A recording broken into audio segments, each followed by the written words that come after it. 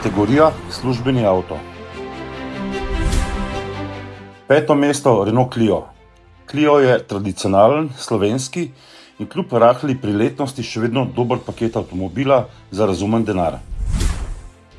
4. mesto Škoda Scala. Škoda Scala ni izbira na prvo žogo. Trendi govorijo proti njej. Prostornost, uporabnost in visoka vrednost glede na ceno pa zanjo. 3. mesto Volkswagen T-Cross. T-Cross se iz množice malih SUV-jev vzpenja skoraj kvadratno, sicer spretno zaobljeno obliko, uporabnostjo razred večjega avta in tudi zelo dobrim razmerjem med ceno in vsebino. 2. mesto Škoda Kamiq.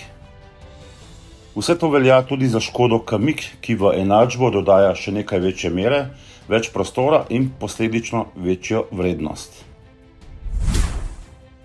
1. mesto Peugeot 2008.